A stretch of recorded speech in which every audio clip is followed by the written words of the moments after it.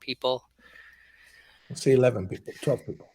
12 people. Okay, well, 12's a quorum, I think.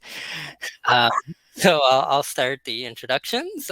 I am Joel Abrams, Director of Digital Strategy and Outreach for Conversation US, and welcome to our panel about academics on Medium. The topic of this is right up my alley because the conversation is all about helping academics speak to the public. We're a global nonprofit dedicated to the idea that academic experts have worthwhile knowledge to share with the public, but often need help communicating effectively with the public and reaching audiences. So we have nearly 100 editors around the world who identify experts, help them explain events in the news or their newsworthy research or just plain interesting research. And then the editors help those experts write clear, understandable articles for the public. Those articles are republished by news outlets around the world, including as of this March on Medium, where I'm posting at least a story every day on a huge variety of topics.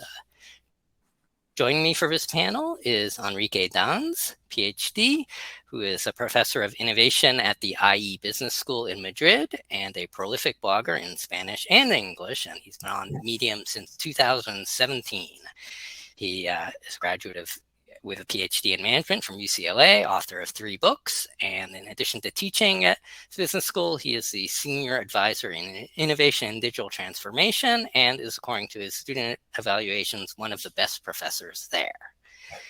Also joining us is Catherine Sanderson, PhD, the Polar Family Professor of Psychology at Amherst College. Dr. Sanderson has published over 25 journal articles and book chapters in 4 college textbooks, middle school and high school health textbooks, and 2 books for the general public.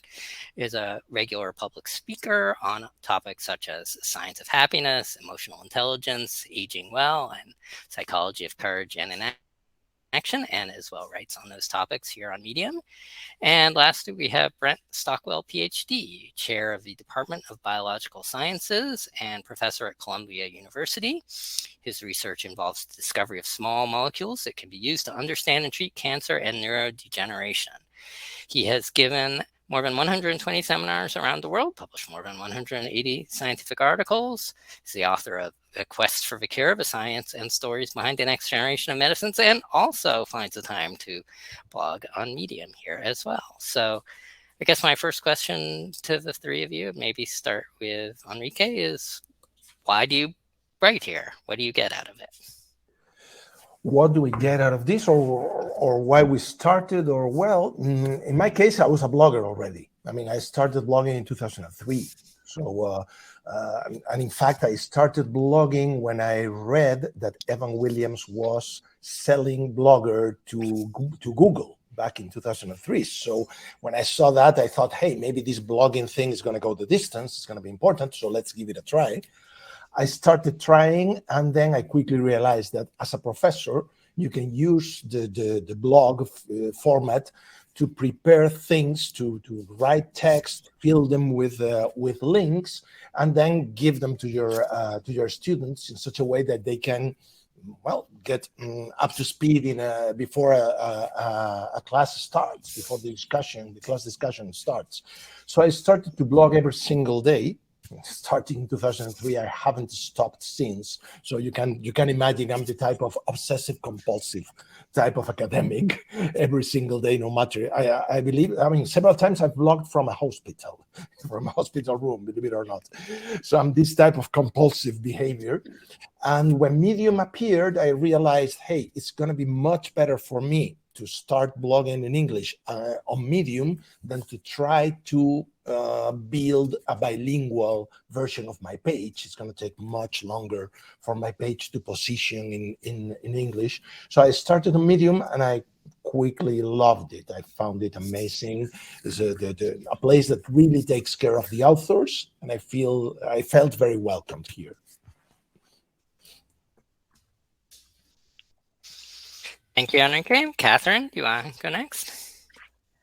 Sure. So my answer will be much simpler. I started writing for Medium because I love talking about psychology. I love writing about psychology, but it's often the case that I have ideas or things that occur to me, and I want to be able to sort of quickly share them with a broader audience. So when I do writing for my peers in psychology, or writing a book, a longer project, it's a very, very long process of starting and beginning and then seeing it through to completion.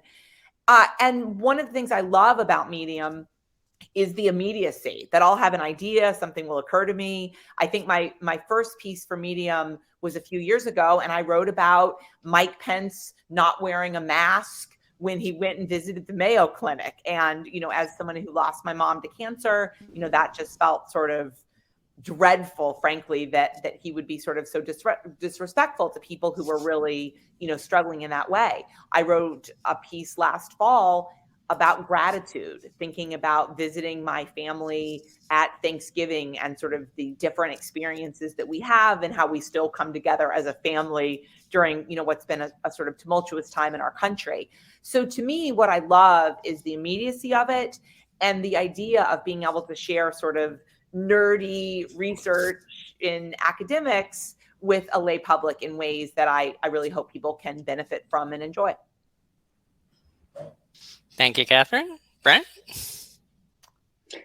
Yeah, for me, it's a little different. In my area of science, basically science-based health information, I found that there was tremendous science happening in my lab and other labs of my colleagues and other people around the world. But no one was really telling that story to the rest of the world. And actually, science reporters and general mainstream publications like Scientific American were not that interested. I even approached some of them and said, hey, there's some interesting things happening. And they said, well, we don't think people are interested in that. So I kind of gave up for a little while and trying to get the word out about what's happening in science until Medium contacted me, actually. And they said they had this new program for academics. And it was perfect. It was just what I was looking for, to try to see whether, it's a test, basically. Are people interested in hearing about new technologies, new discoveries that could impact their health, and trying to tell that story? Actually, Catherine's answer really resonated with me, because I was publishing when I came back from my PhD in the US to Madrid. My university told me, hey, it would be nice if you could become influential, not just in academic circles. If you could talk to the business community. And I started to publish a lot in newspapers, magazines, etc. What I love about Medium is the push button publishing. You end your train of thoughts, and then you can immediately publish it. This is something that, this immediacy is really great in that regard. Yeah. So one thing I'm curious about is, do you find that your writing on Medium helps you in your teaching? I could answer that first. Yeah. So I think it's the things particularly that we do in the lab, research, very advanced kind of biochemistry, cell biology, molecular research that requires a lot of layers of knowledge to get to what that discovery is and why it's exciting and important. And so when you're teaching graduate students, you sort of simplify it a bit, but when you teach undergraduates, even more so, when you go and talk to high school students, or I would say on Medium for the general public, it's that other layer of trying to explain the advance. And so it does help you explain. I think it actually makes you a better writer, even of scientific papers, for non-experts who are like exactly in your field.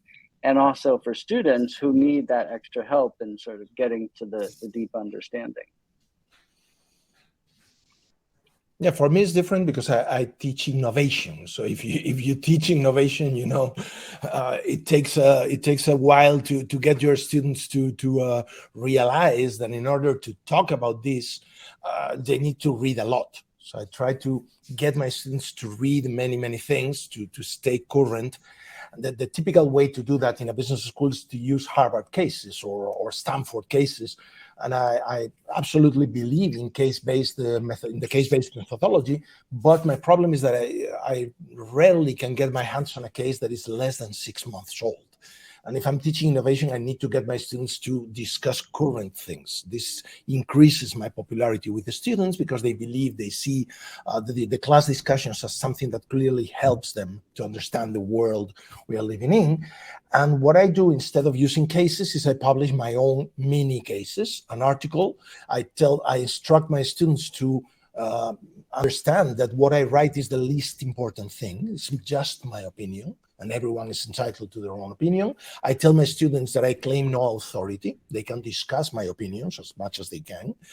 And the thing that I truly tell them to do is to click on the links, because what takes me more time is not to write. What takes me more time is to find the carefully curated links for them to read, because there's so many pieces of news out there that selecting the good ones takes a while. And in fact, I have a very strongly developed methodology to be able to cover a lot of news and to skim through them and then pick the ones that I found more useful. But it's definitely part of my methodology, my class methodology. For me, I really resonated with Brent's comment. So I teach Amherst College. I only teach undergraduates. I don't have any graduate students.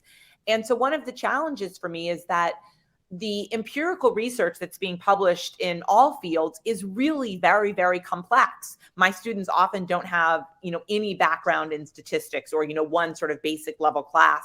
And so sometimes the empirical research, it's very easy to get kind of bogged down into, p-values and so on.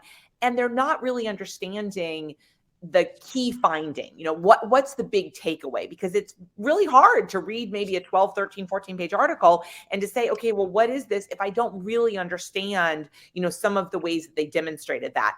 And so for me, in terms of your question, Joel, I'm constantly trying to say, how do I take this really interesting finding and make it accessible to my students who don't have a big scientific background, who are smart, who are motivated, who hopefully care about psychology, but don't have sort of the training. And for me, that's very similar in terms of my writing for Medium. How do I take this really interesting finding and make it accessible and compelling and engaging to a smart, engaged, thoughtful audience who doesn't have extensive training in my field? Yeah, and I'll add another way that you've done that is writing for the conversation, where one of the things that my editorial colleagues do is really help academics find, like, okay, take away the p-values and all that. What is the bit that is very interesting to the public and accessible to them?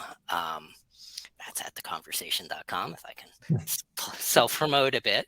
Joel, can I expand on that just like very briefly? Again, self-promoting you. And I actually think a really good example of what all of us have been talking about. A couple of weeks ago, literally 2 weeks ago, I was in California. I was giving a talk, and the horrific incidents in terms of hazing on the football team at Northwestern University came out. And as a mom, I was sort of horrified by that. I also teach in sports psychology, and my research examines social norms and conformity and errors in perception, as does my latest book. So I literally drafted this piece very, very quickly about how we could stop hazing, how we could prevent it. And I sent it to the wonderful Caroline Hanna, who works with me at Amherst College and, does PR and publicity and marketing and stuff. And Caroline did a quick read. She was like, this is great. This would be perfect for the conversation. She shot, Joel an email and said, hey, Catherine's done this thing. What do you think? I went and gave my talk for 2 hours. I came back from that, and the conversation had said, hey, yeah, that's great. Here's the image, here's the copy edit. Can you put in some links? And it was published. It was literally, that was the experience. I walked out of the talk and it had been accepted. And then I think, a couple days later appeared in Medium. And that's just sort of the level of, for those of us who publish in academic journals, literally I got proofs last night for a paper that was data that I ran during the pandemic. And it was accepted for publication like a year ago. And, now it's out, but that's like 3 years, right? So the immediacy, maybe this is really outing all of us as being type A. Maybe that's the downside, right? Sorry. In fact, there's a lot of... Can I just... Please go ahead. I just weigh in on Joel's comment. one thing, yeah, I agree with Catherine was saying, but another thing that's benefited me from working on Medium is the feedback from an editor. Actually, I've started writing for Wise and Well with Rob Britt as the editor there. Just check it out. It's a good publication. And I think of myself as a pretty good writer. You know, I've written over 180 scientific papers. I wrote a book. I edit tons of papers with my students, undergraduates, graduates. And he had some great suggestions, and I realized there's a lot I could do a lot better. And you know, he criticized my use of the colon, for example, and I had to go do a deep dive on the colon. And so, actually, you can really learn to be a better writer by writing for Medium, I would say. Absolutely. I mean, the idea about the journals and how slow they are. There's actually a big part of the academic community now rethinking the role of the journals and whether the journals are playing the role they should, or becoming or slowing the whole thing, or even sometimes becoming like a trademark. This journal is good, this journal is not, etc. Also very expensive subscriptions and all that.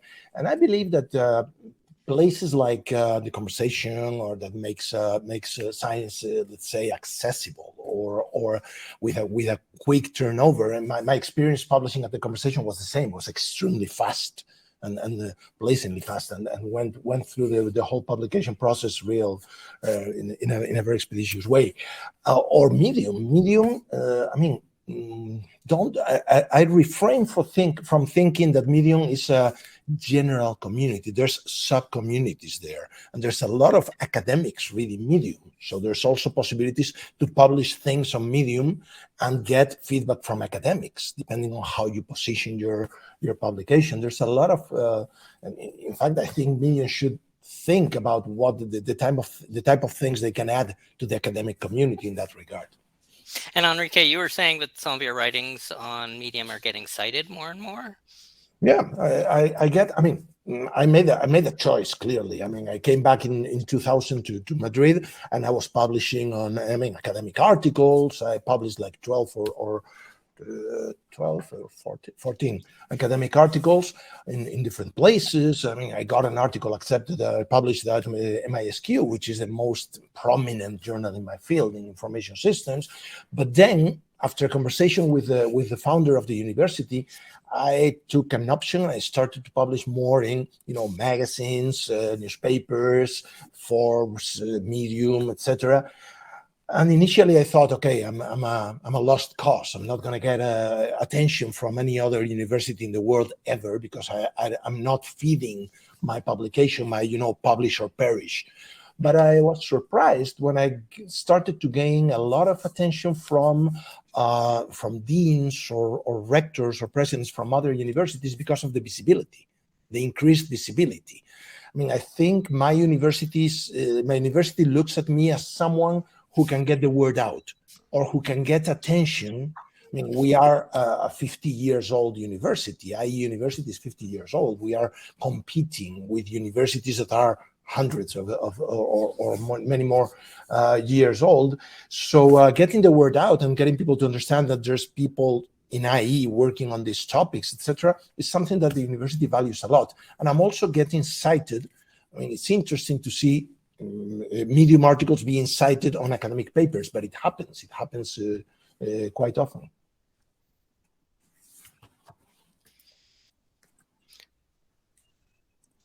Okay. Have a question. Well, this comment from Tom Calarco. Sorry, I just discovered how I could see all the questions. He says, as a historian whose historical pieces are rather lengthy, I have one on there that is now 39 minutes long. Do you find it difficult to write shorter historical pieces? I've seen some that were short, but I thought were incomplete or unfinished. I guess we don't really have any historians here, but does anyone want to address sort of the issue of being brief? Yeah, I could. I mean, I guess length is an interesting question. So I actually find, I mean, it's easier. I have a lot of other responsibilities as department chair and so forth, my research, my teaching. So I find it easier to write like short pieces on Medium that's a quick idea or something and a comment. And my sense is those don't get as much engagement, actually, that you really want something longer, but then obviously too long is not good. So I think there is that sweet spot in the middle from as a reader, but also seeing the engagement with my pieces for Medium. I think it sort of has to be like a 5 to 7 minute read is really optimal. Yeah, in my case, it's something that, I mean, it's self-defense. If I write an article every day, I have to stick to a format that goes like 4 minutes reading or something like that. If I try to go longer, I would spend the whole day writing. It's impossible if you write daily.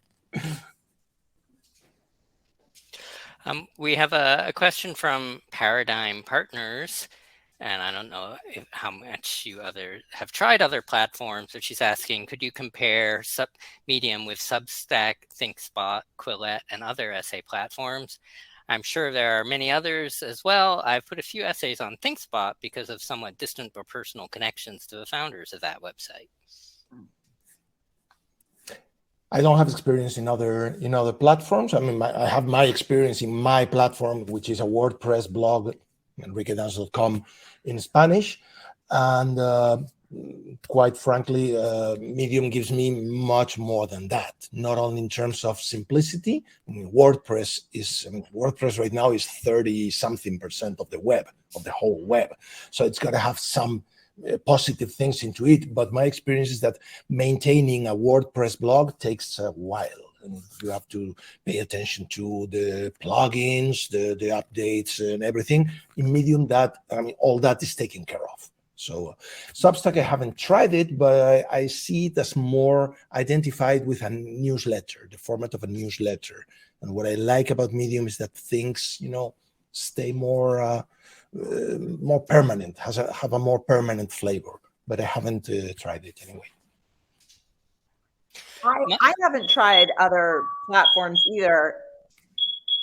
There's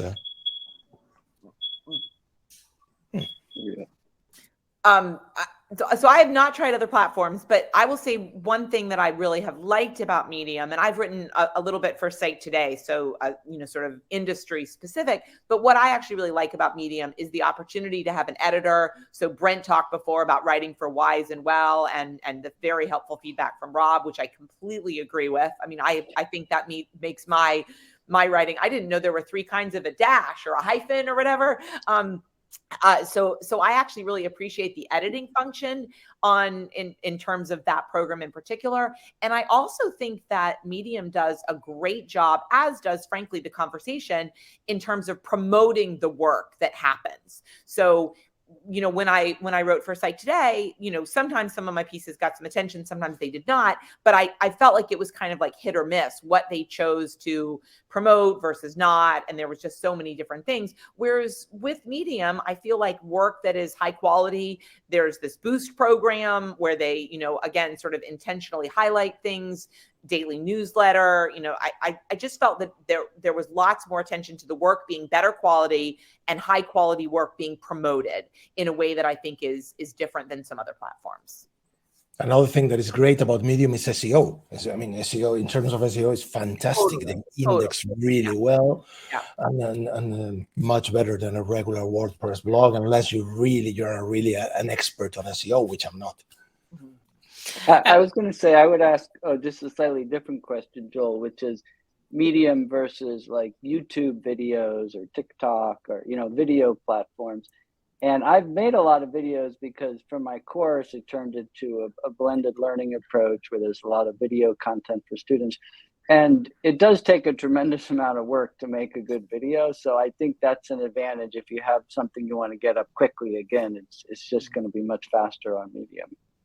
It's probably a matter of age. If you ask a teenager, they will say that making a video takes this short and writing a piece takes a lot of time. I think it's generational. I'm always told that I should get on TikTok, and I'm like, nope, just not going to do it, again. So, right. Maybe that's the panel in 10 years is how to get on TikTok. Well, TikTok is definitely, there's an art to it that that I haven't. Not every millennial masters the art, but I think millennials are more apt to do it. My comment on Substack is I think Substack is better if you have an audience already. So you can bring them. You have a list of emails. Like Substack is much less of a medium for discovery. People won't find you that much on Substack, I think, in the way that you can be found on Medium.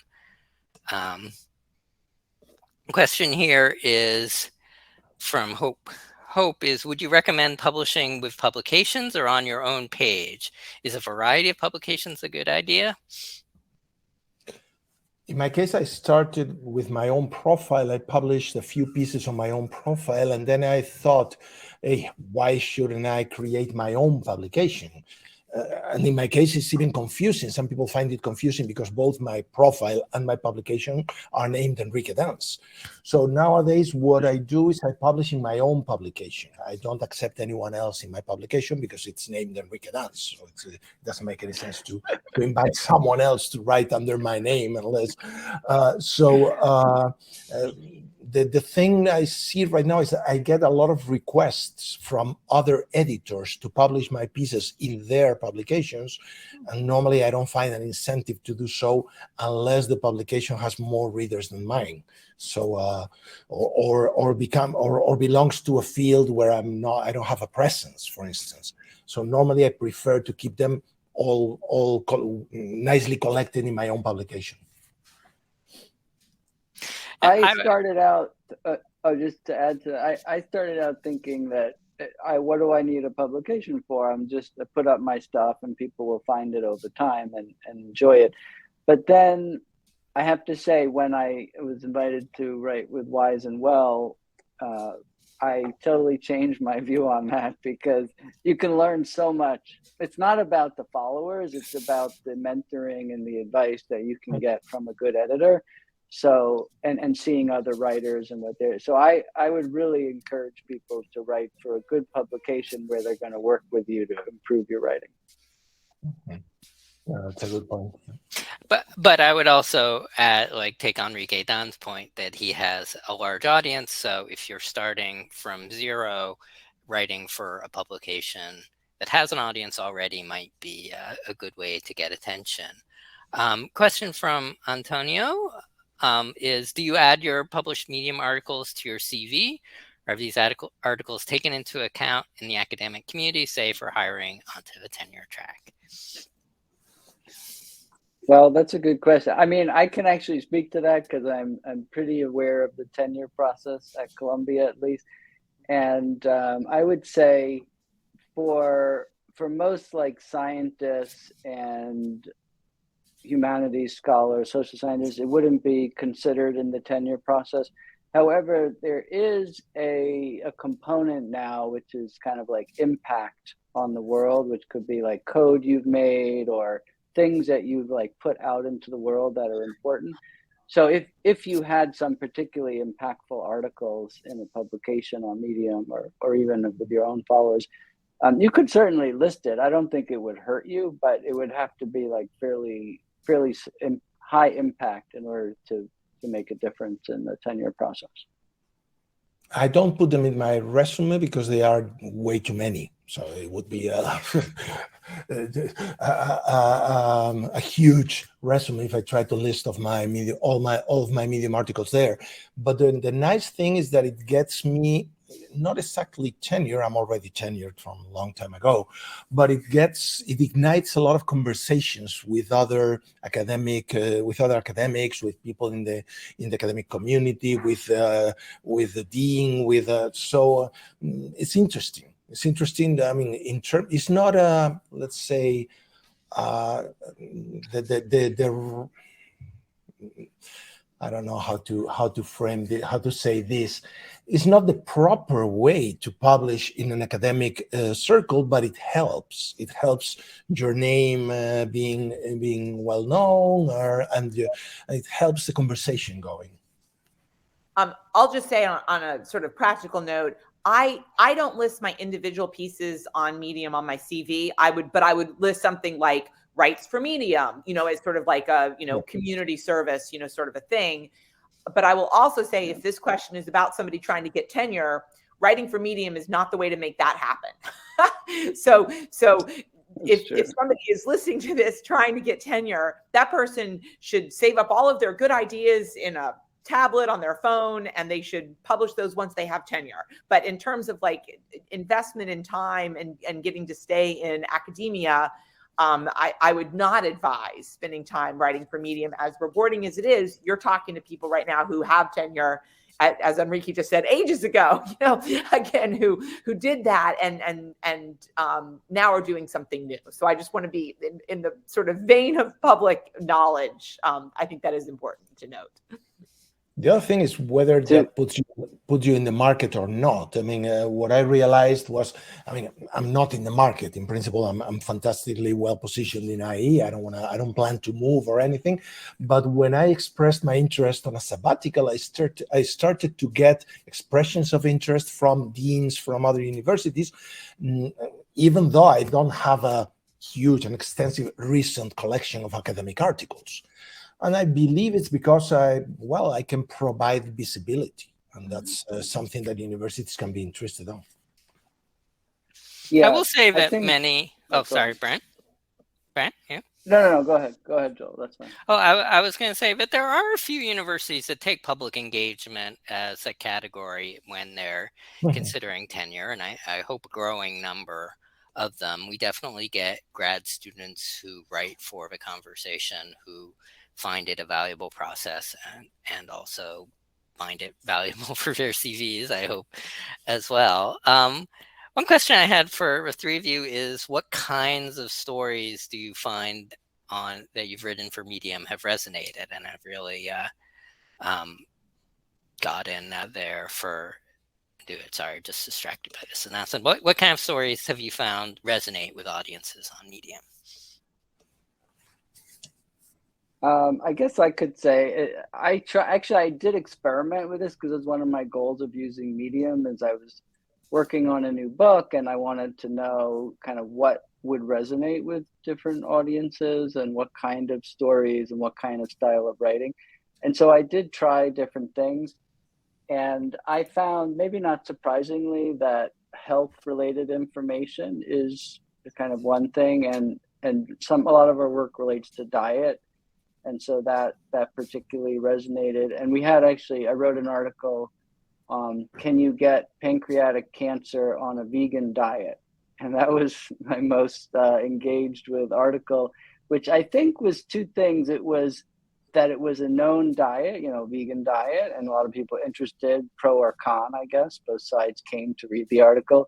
And there was sort of an intriguing title because there was a recent study on actually that question exactly, and I was breaking that down in the article, what it means. And so I think disease risk and diet and health is something that people care about, so it got a lot of interest. I don't know why some articles go viral and some don't. In fact, I believe that virality is something that is not something that is something that happens. So you never know why it happens. My most viral article was about Tesla. And Tesla was a viral phenomenon in itself. Everyone was talking about Tesla since Elon Musk is so, I don't know, he coined the term viral or something. But then, for instance, I get viral articles when I write about the climate emergency. And I'm strongly opinionated about that. And so I get a lot of shares all over the place, etc. So the thing that I write those articles and I get people to share them all over the place is due to the fact that they are written in a certain way. But no matter how I try to replicate that way, I don't find the way to do it. So I still believe that virality is some sort of a magic wand that someone touches with you. I'll say one thing I've noticed is the title. The title on the article sort of, and maybe that's the sort of like clickbait, phenomenon, but I do think the title on the article is really helpful. And I'll give an example that I wrote a piece that I really liked for Wise and Well. And, I had some title like, 5 strategies for feeling better or something like that, whatever. And Rob was basically like, that's a rotten title. and he suggested something like what to do if you're not a kittens and rainbows person, which was like a line that I had in the article, but it was certainly not what I started with. And I am rotten at titles. Like that's something, I don't think a lot about, titles at all. And periodically, that's just something I've noticed, that if there's an article that has like a really compelling or catchy title, I'm much more likely to click on it. And I think articles of mine that have gotten more attention, often it's been not about the quality of the writing or the brilliance of my thought or whatever, but it's been kind of about the hook.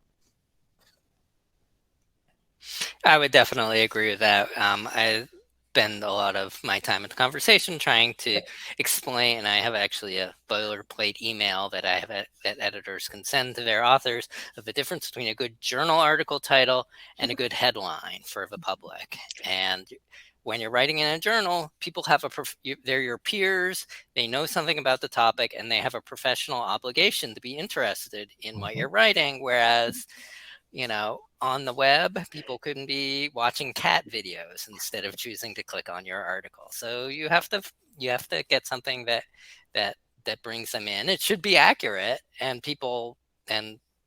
thankfully, like, you'll never guess what happened next is no longer a thing, because just people got so sick of reading that, and it was never actually that interesting whatever happened next. But there's a psychology there of the unanswered question. But again, and my other tip on headlines that I think especially academics are prone to is asking the question that you're asking, which is interesting to you and to perhaps the people in your field, but is not a question that people in their day-to-day life think about, whether, oh, do I need to know the answer to this question? No, I'm going to click on something else instead.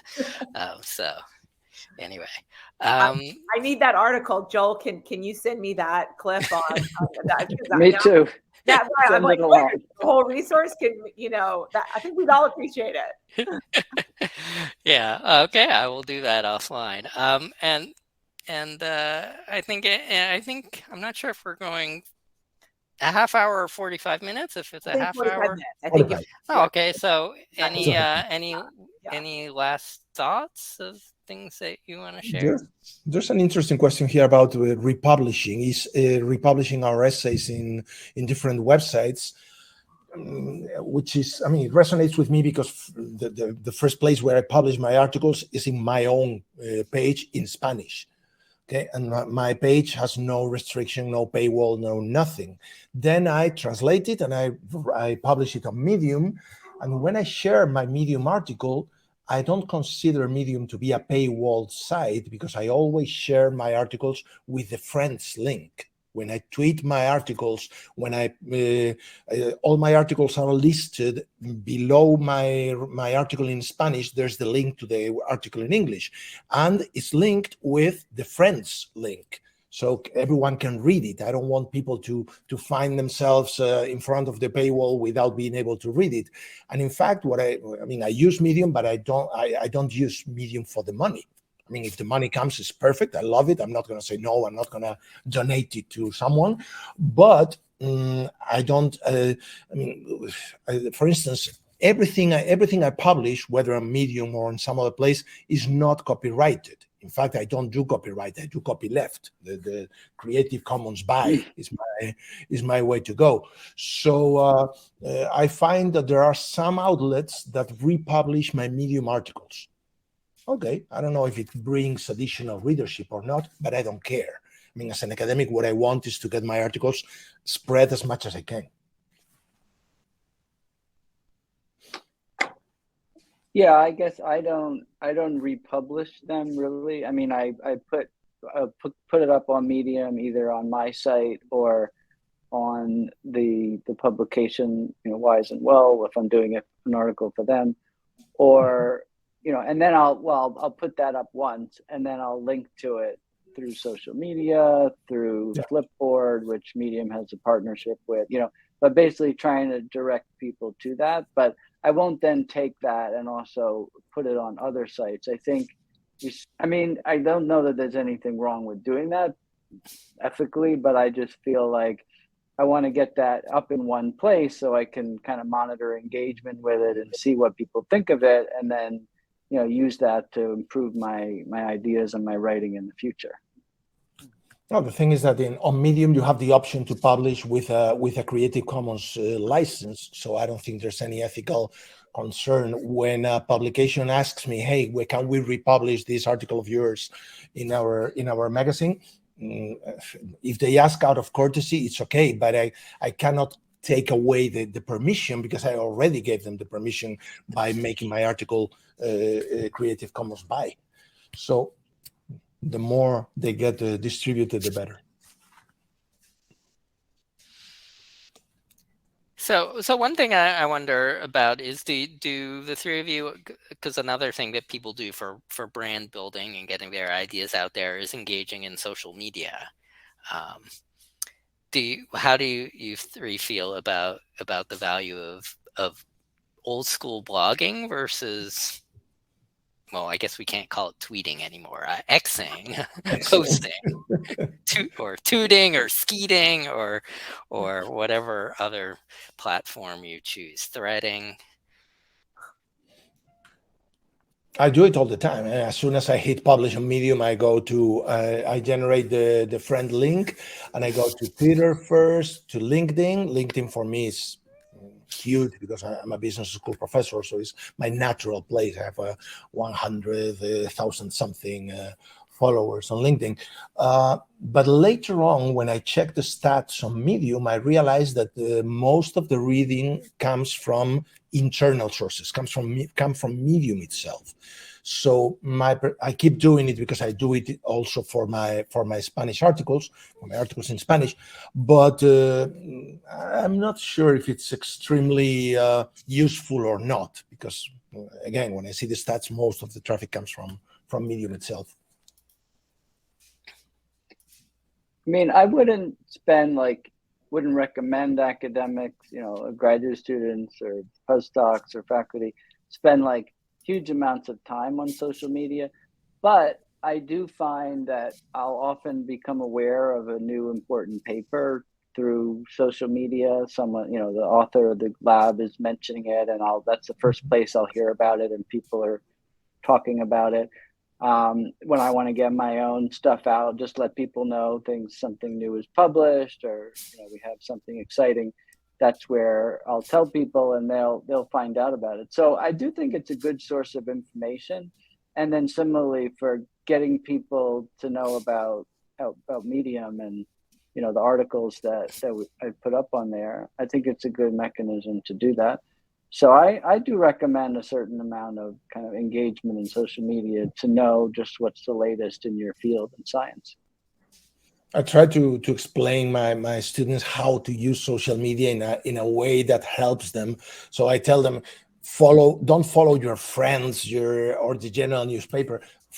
Follow people who really brings interesting things to the boilerplate. I mean, if you are interested in innovation, you follow people who share interesting articles about innovation or who write interesting articles on innovation. And it's the way I use Twitter or X or whatever. I mean, when I joined Twitter in 2007, I was tweeting every time I was going to the toilet, almost, or if I was having a coffee or whatever. I'm here eating this, or I'm talking to my friends. Nowadays, Twitter is a completely different thing. So I use it in a totally different way. I will say I use it for different things. So like what Brent said, I often actually find out about new papers on Twitter or whatever it's called now, that, people will say, hey, here's a new link. I mean, that happened to me, 2 days ago, and I've already downloaded the paper. So I will say that Twitter is really useful for that for me. For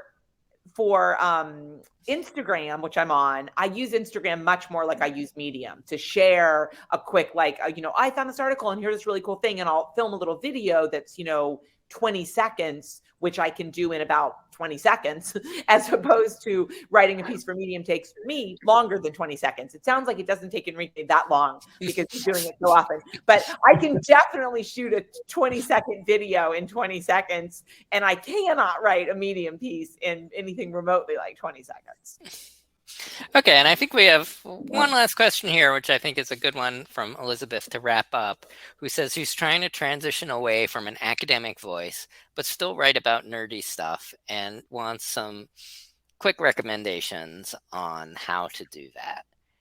Maybe just one last thing each before we say goodbye. Sure. I don't know. I guess that's the tough question. That's a great question. I think the key is always like, what is the key finding? Why is it interesting? You got to ask that up front. And then how can you explain that in a way that doesn't rely upon kind of all the details of what was done exactly, but break down the essence of what they found and how they found it. And it's going to be different for each field, but sort of focusing on sort of the main finding and why it's important is where you have to start that writing. Yeah, my advice would be publish in a way that you give people two levels. The first level is what you say. The second level is links that sustain what you're saying. I mean, if you come from an academic background, you will probably do that already. It comes natural, but it helps when you're trying to build an audience, because you're not asking the audience to blindly trust you, and you're providing them with more value added.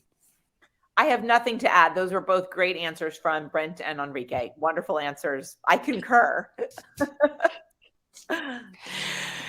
And I think some great advice here. And another thing is that sometimes editors can, like, Medium is great if you can do this already and find your way to it, but writing for an established publication with an editor might actually be a good way to learn how to do that as well. So thank you very much to our panel here today. This has been really informative, and I hope the audience appreciated it too. Thank you, Enrique, Catherine, and Brent. And I will be reading you on Medium. And the conversation. Thank you. Thank you, Joel. Thank you. Thanks for having us. Bye. Bye. Take care. Bye.